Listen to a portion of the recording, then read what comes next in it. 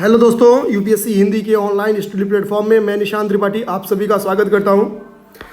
दोस्तों, आज बिना समय गंवाए हम लोग सीधा 21 नंबर क्वेश्चन से 30 नंबर क्वेश्चन, जो कि आज के हमारे करेंट अफेयर के नवंबर माह का तीसरा दिन है, यानी हम लोग डेली 10 क्वेश्चन करेंट अफेयर के सॉल्व कर रहे हैं और आज उसमें हमारा तीसरा दिन होगा। आज समय इसलिए नहीं गंवाएंगे दोस्तों, और बस एक रिक्वेस्ट वही पुरानी है, आप लोग लाइक करें, सब्सक्राइब करें और शेयर करें। बस आप लोग इतना समझ जाएं कि अभी तत्काल में मैं इस वीडियो को जिस वक्त बना रहा हूँ उस वक्त की कंडीशन आप मेरी समझ जाए कि मैं खुद भी और फीवर से इस वक्त एकदम परेशान हूँ। सेकेंड बात, जस्ट अभी न्यूज़ आ रही है कि मेरी दादी का डेथ हो गया है, तो बस इस वीडियो को बना के मैं सीधा उनके पास निकलूँगा। आप लोग की कुछ गैप ना हो, टाइम टू टाइम आपसे जो वादा किया गया वो चीज़ें आपके पास पहुँचे, बस इसी पर्पज़ से आप समझिए कि बस केवल और केवल इस वक्त मैं रुका हूँ ये वीडियो बनाने के लिए। इस वीडियो को ख़त्म कर दे के तुरंत निकल जाऊँगा, बिकॉज मैं पूरी तरह से तैयार हूँ निकलने के लिए। तो हम लोग सीधा बिना समय गंवाए आ जाएंगे, ठीक है। 21 नंबर क्वेश्चन पे ध्यान देंगे। 21 नंबर क्वेश्चन है, system of air quality and weather forecasting and research SAFAR के तहत निम्नलिखित में से किन प्रदूषकों को निगरानी की जाती है। ध्यान देंगे, 3 यहाँ पे प्रदूषकों के नाम लिखे हैं, PM1, मीथेन और बेंजीन। PM1, मीथेन और बेंजीन कह रहा है इनमें से किसकी निगरानी की जाती है सफर 1 के तहत। तो ध्यान देंगे, जो सफर के तहत बेसिकली इन तीनों के तहत जो तीनों प्रदूषक हैं इन तीनों की निगरानी की जाती है, PM1 की भी, मीथेन की भी और बेंजीन की भी। अगर हम लोग यहाँ पे सीधा एक्सप्लेनेशन देखें, बिकॉज आज टाइम कम है तो सीधा देखते चलते हैं। तो ध्यान देंगे कि बेसिकली सफर के तहत यहाँ पे ऊपर देखिए लिखा है कि दिल्ली में हवा की गुणवत्ता की गंभीर श्रेणी, दिल्ली में हवा की गुणवत्ता गंभीर श्रेणी में बनी हुई है।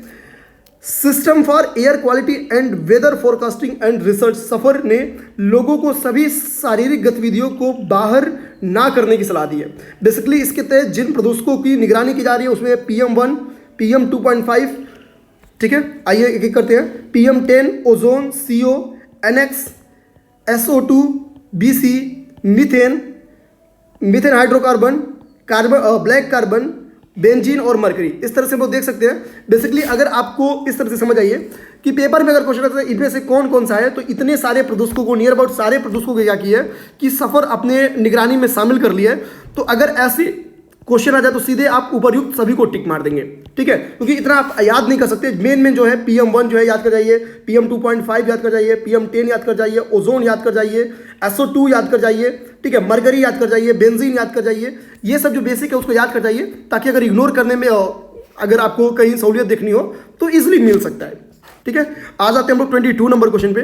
22 नंबर जो क्वेश्चन है वो है केंद्रीय सूचना आयोग के बारे में। ध्यान देंगे, 22 नंबर क्वेश्चन है केंद्रीय सूचना आयोग के संदर्भ में 2 स्टेटमेंट दिया है और आपसे क्वेश्चन पूछ रहा है। तो आइए हम लोग देखते हैं। इसका पहला स्टेटमेंट दे रहा है कि RTI अधिनियम 2005 एक केंद्रीय सूचना आयोग और प्रत्येक राज्य में एक राज्य सूचना आयोग के गठन का प्रावधान करता है। पहला स्टेटमेंट है। दूसरा स्टेटमेंट कह रहा है कि आयोग के अधिकार क्षेत्र सभी केंद्रीय सार्वजनिक प्राधिकरण आते हैं।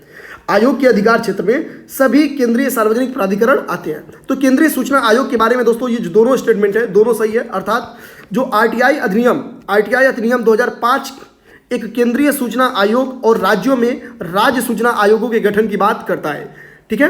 RTI अधिनियम 2005 इसको भी याद रखेंगे। तो RTI अधिनियम कब आया? 2005 में आया।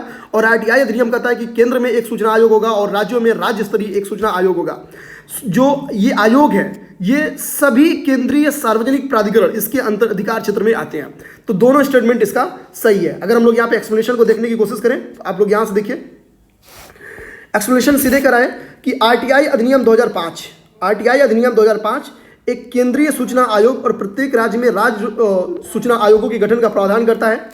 CIC का गठन 2005 में सूचना आयोग अधिनियम 2005 के तहत किया गया था। आगे कह रहा है कि आयोग के अधिकार क्षेत्र में सभी केंद्रीय प्राधिकरण आते हैं। और यही जो दोनों स्टेटमेंट है यही आपके स्टेटमेंट में दिया गया था। हम लोग आते हैं सीधे 23 नंबर क्वेश्चन पे। दोस्तों आप लोग कोशिश कीजिए कि इस प्रोग्राम को शेयर कीजिए, बिकॉज आज थोड़ी स्पीड इसलिए ज़्यादा है आप लोग का नुकसान ना हो। दूसरा मेरा खुद का कर्तव्य है, क्योंकि यार आज नहीं गया तो फिर हमेशा गाँव जाने का कोई मतलब नहीं रहेगा, ठीक है। बट चूंकि कल भी मेरी छुट्टी थी, तबीयत खराब की वजह से आज छुट्टी नहीं करना चाह रहे हैं, तो इसलिए यार हम लोग करके ही जाएंगे। आप तीसरा क्वेश्चन देखिए, कह रहा है कि भारत में किस या किन पड़ोसी देश या देशों में से इनके साथ एयर बबल समझौता किया गया है, ठीक है। क्वेश्चन सीधा क्या कर रहा है, कि भारत ने किसके साथ एयर बबल एग्रीमेंट किया है, किस देश के साथ भारत ने हाल ही में एयर बबल एग्रीमेंट किया है। तो ध्यान देंगे हाल ही में भारत ने मालदीव के साथ एयर बबल एग्रीमेंट किया है, इस चीज को ध्यान देना है। अब ऐसे में यहां पे अगर हम लोग ऑप्शन पे आए तो एक्सप्लेनेशन को अगर हम लोग सीधा देखें तो कह रहा है कि भारत ने मालदीव के साथ, ऑप्शन यहां पे देखेंगे गलत हो गया है, भारत ने मालदीव के साथ अभी क्या है कि एयर बबल एग्रीमेंट किया है। इस समझौते के तहत भारत और मालदीव के बीच अंतर्राष्ट्रीय उड़ानों की शुरुआत की जाएगी। यानी बेसिकली कह रहे हैं कि एयर कनेक्टिविटी को बढ़ावा दिया जाएगा भारत और मालदीव के बीच में। इस तरह से इसका आंसर नंबर केवल और केवल मालदीव सही है, बट इसमें सेकेंड ऑप्शन देखिए 2 कहीं नहीं लिखा है, इसलिए इनमें से कोई नहीं। ये एक्चुअली ऑप्शन के हिसाब से क्वेश्चन गलत है, लेकिन ये वेरी इंपॉर्टेंट क्वेश्चन है, ध्यान देंगे, वेरी इंपॉर्टेंट क्वेश्चन है। मालदीव के साथ हाल ही में एयर बबल एग्रीमेंट किया गया, इस चीज को ध्यान में रखना है। 24 नंबर क्वेश्चन, जीएस का भी क्वेश्चन है, बहुत आसान सा और बहुत शानदार सा। आंग्ल नेपाल युद्ध के ऊपर ये क्वेश्चन बना हुआ है। 24 नंबर क्वेश्चन कह रहा है कि आंग्ल नेपाल युद्ध के समय ब्रिटिश भारत के गवर्नर जनरल लॉर्ड हेस्टिंग्स थे। ध्यान देंगे क्वेश्चन कह रहा है कि आंग्ल नेपाल युद्ध के समय जो ब्रिटिश भारत के गवर्नर थे वो लॉर्ड हेस्टिंग्स थे। तो बिल्कुल सही स्टेटमेंट है दोस्तों। आप लोग जान होंगे कि जो आंग्ल नेपाल युद्ध हुआ था वो 1814 से 1816 के बीच में हुआ था, और इस समय जो ब्रिटिश भारत के गवर्नर थे वो लॉर्ड हेस्टिंग्स ही थे। और कह रहा है कि इस आंग्ल नेपाल युद्ध को बेसिकली गोरखा युद्ध भी कहा जाता है। बिल्कुल सही है, इसी युद्ध में गोरखाओं ने इनको मजे चखाया था। तब से जो अंग्रेज हैं वो बेसिकली गोरखा के इंपॉर्टेंस को समझ गए, गोरखा की ताकत को समझ गए थे। एक्सप्लेनेशन को आप लोग देखिए, कह रहा है कि आंग्ल नेपाल युद्ध जो कि 1814 से 16 के बीच में हुआ था, इसको गोरखा युद्ध के नाम से भी जाना जाता है। इसको हम लोग शॉर्ट कर लेते हैं। कह रहा है इस युद्ध के दौरान अंग्रेज सेना को बहुत अधिक क्षति हुई थी तथा ब्रिटिश ईस्ट इंडिया कंपनी ने पहली बार अपनी सेनाओं में गोरखाओं की भर्ती किया था। ठीक है, आप समझ सकते हैं बेसिकली यहाँ पे क्या हुआ कि जब नेपाल से इनकी लड़ाई हुई तो गोरखाओं ने जो इनको मजे सिखाया था, तो गोरखा की इंपॉर्टेंस को समझ गए थे, गोरखा की ताकत को समझ गए थे, और इनको लगा कि अगर हम लोग गोरखा को क्या करें कि अपनी बटालियन में शामिल कर लें, अपनी आर्मी में शामिल कर लें, तो हमारी आर्मी और भी ज़्यादा सशक्त हो जाएगी। और इसकी हम लोग इंपॉर्टेंस देखेंगे प्रथम वर्ल्ड वार और सेकेंड वर्ल्ड वार में। आगे हम लोग देखेंगे यह वर्ष 1816 की जो यह युद्ध था 1816 की सुगौली की संधि के साथ समाप्त हुआ था। तो सुगौली की संधि ध्यान देंगे, आंग्ल नेपाल युद्ध जो था वो सुगौली की संधि के साथ समाप्त हुआ था, और इसके इस समय जो भारत के गवर्नर जनरल थे उसका नाम था लॉर्ड हेस्टिंग्स। तो याद रखना है आंग्ल नेपाल युद्ध 1814 से 16 के बीच में हुआ था। गोरखा युद्ध इसको कहा जाता है।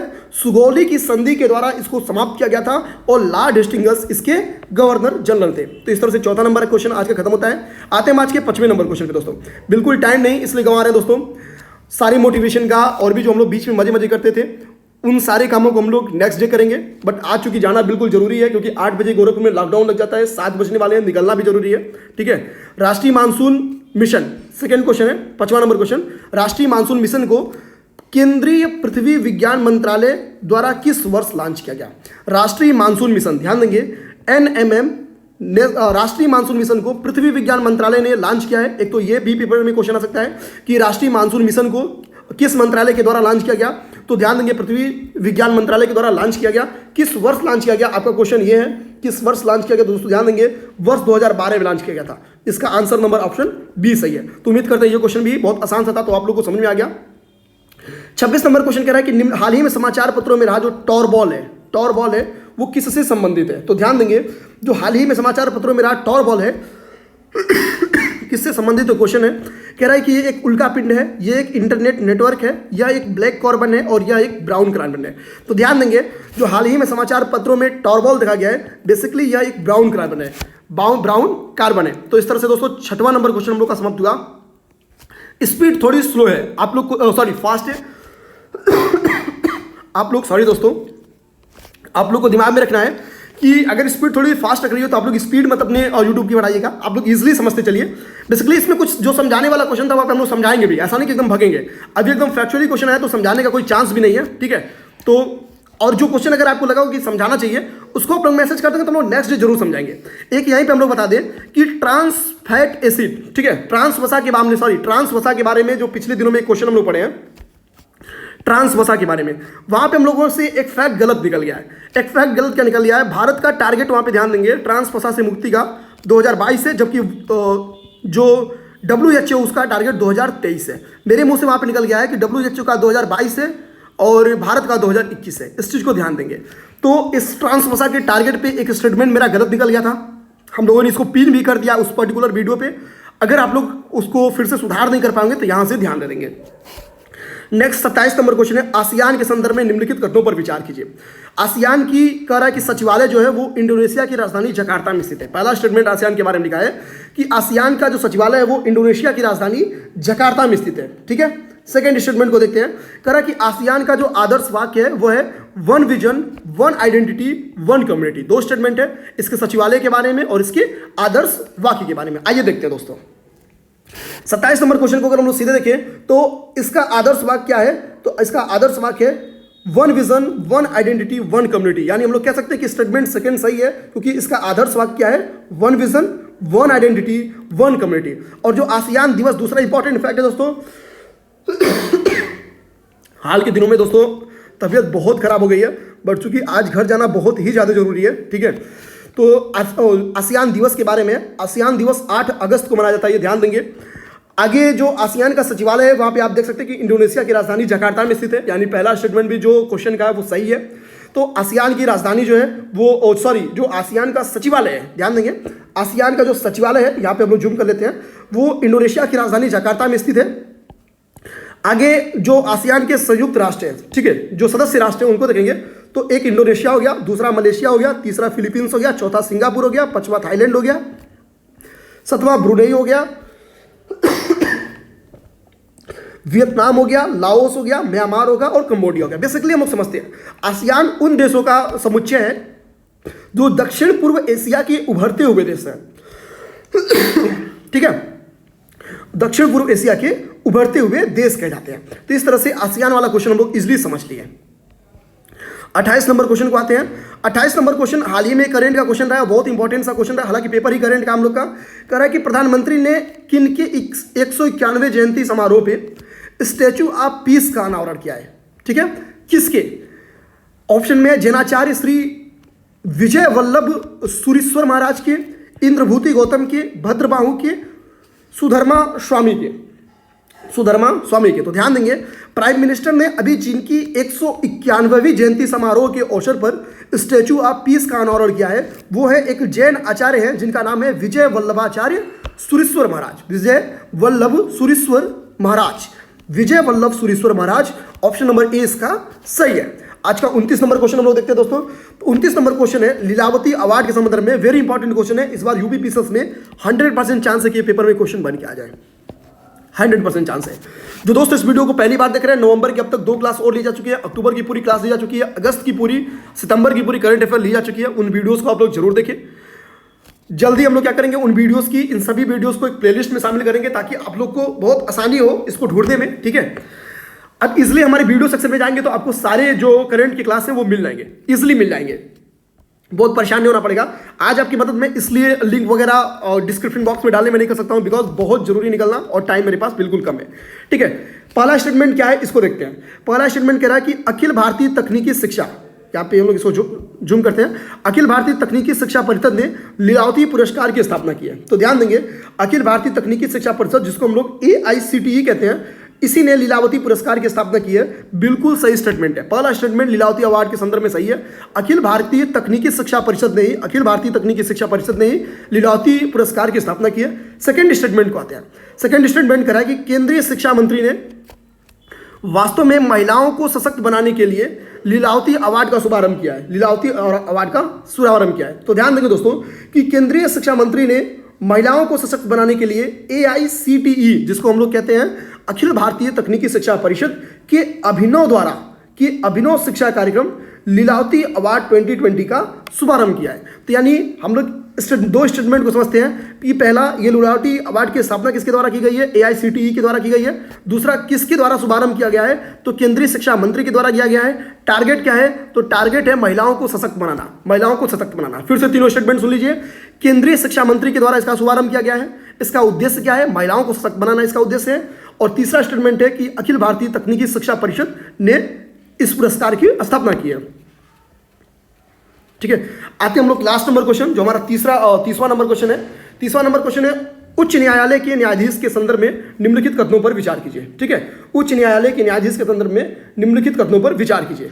पहला स्टेटमेंट दिया है कि एक उच्च न्यायालय के प्रत्येक न्यायाधीश को, ध्यान देंगे, एक उच्च न्यायालय के प्रत्येक न्यायाधीश को भारत के मुख्य न्यायाधीश और राज्य के राज्यपाल के परामर्श के बाद राष्ट्रपति द्वारा नियुक्त किया जाता है। यानी न्यायालय की, उच्च न्यायालय के जो न्यायाधीश है उनकी नियुक्ति के संदर्भ में पहला स्टेटमेंट है, कह रहा है कि इनकी नियुक्ति भारत के जो मुख्य न्यायाधीश है उनके द्वारा की जाती है राज्य के राज्यपाल के परामर्श के बाद, राज्य के राज्यपाल के परामर्श के बाद। सेकंड स्टेटमेंट कह रहा है कि उच्च न्यायालय का प्रत्येक न्यायाधीश जब तक पद पर रहेंगे तब तक वह पद पर रहेंगे जब तक वह 62 वर्ष की आयु प्राप्त नहीं कर लेते, 62 वर्ष की आयु प्राप्त नहीं कर लेते तब तक पद धारण करेंगे। यानी उच्च न्यायालय के कार्यकाल के बाद जो न्यायाधीश उनके कार्यकाल की बात कर रहा है कि जब तक वो 62 वर्षीय नहीं हो जाते हैं तब तक पद धारण किए रहेंगे, 62 वर्ष के पश्चात वो अपने पद से हट जाएंगे। तो सेकेंड स्टेटमेंट सही है, पहले स्टेटमेंट को हम लोग फोकस करते हैं। पहला स्टेटमेंट भी दोस्तों सही है, ठीक है। तो हम लोग अगर इसके एक्सप्लेनेशन को सीधा फोकस करें तो हम लोग तीसरे नंबर क्वेश्चन के एक्सप्लेनेशन को देख लेते हैं। आइए जूम कर लेते हैं। कह रहा है कि संविधान के अनुच्छेद 271(1) के अनुसार एक उच्च न्यायालय के प्रत्येक न्यायाधीश को राष्ट्रपति द्वारा नियुक्त किया जाएगा। ध्यान देंगे, नियुक्त कौन करेगा? तो राष्ट्रपति के द्वारा नियुक्त किया जाएगा। और भारत के मुख्य न्यायाधीश, राज्य के राज्यपाल और मुख्य न्यायाधीश के अलावा किसी अन्य न्यायाधीश की नियुक्ति के मामले में उच्च न्यायालय के मुख्य न्यायाधीश, एक सेकेंड, ठीक है, स्टेटमेंट बहुत बड़ा लिखा हुआ है। बेसिकली हम लोग सीधे समझ लेते हैं कि इसको क्वेश्चन यहां पे खोलते हैं। एक सेकेंड,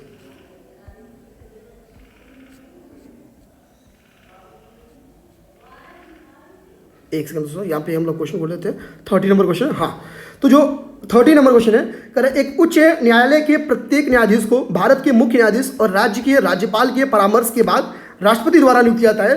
तो बिल्कुल ये सही स्टेटमेंट है, इसको ध्यान देंगे। यहाँ पे मेरा जो पेन है वो डिस्चार्ज हो चुका है, बस एक सेकंड आप रुकिए, इसको हम लोग टिक मार लेते हैं। यानी हम लोग उच्च न्यायालय के न्यायाधीश के बारे में 2 स्टेटमेंट देखें। एक तो उनकी कार्यकाल कितनी लंबी अवधि की होती है, तो हम लोग देखें 62 वर्ष की आयु तक होती है। 62 वर्ष की आयु के पश्चात उनका जो होता है कि कार्यकाल पूरा हो जाता है, तो 62 वर्ष की आयु तक वो अपने पद पे बने होते हैं। पद पे जो उनकी नियुक्ति होती है वो क्या होता है कि जो उच्च न्यायालय के न्यायाधीश, यानी जो भारत के मुख्य न्यायाधीश होते हैं, राज्य के राज्यपाल जो होते हैं, इनके परामर्श के बाद जो है कि राष्ट्रपति द्वारा इनकी नियुक्ति की जाती है। यानी नियुक्ति इनकी राष्ट्रपति करेगा, लेकिन किन से परामर्श लेने के बाद? मुख्य न्यायाधीश जो भारत के हैं उनसे और राज्य के राज्यपाल से। तो इस तरह से पहला स्टेटमेंट भी इसका सही है। तो हम लोग कह सकते हैं कि इस तरह से इसका ऑप्शन नंबर सी सही है। इस तरह से दोस्तों जो आज का 30वां क्वेश्चन था हम लोग अच्छे से कर लिए हैं। उम्मीद करते हैं कि आपको समझ में आया होगा। थोड़ी स्पीड तेज थी, इसके लिए सॉरी दोस्तों, बिकॉज टाइम लिमिट मेरे पास बहुत ही कम था और पढ़ाना आप लोग को बहुत ही जरूरी था। तो चलिए, जो थोड़ी मोड़ी कसर और कमी रही होगी उसको जरूर नेक्स्ट वीडियो में कंप्लीट करेंगे। आप लोग उम्मीद करते हैं कि मेरी प्रॉब्लम समझ रहे होंगे स्पीड तेज रखने की। तो बिल्कुल जो प्रश्न आपको नहीं समझ आएगा या जिस प्रश्न में डाउट होगा आप कमेंट बॉक्स में लिखिएगा। मैं नेक्स्ट वीडियो में उस क्वेश्चन की डाउट को पहले खत्म करूंगा और फिर जाके अगली वीडियो को स्टार्ट करूंगा। धन्यवाद।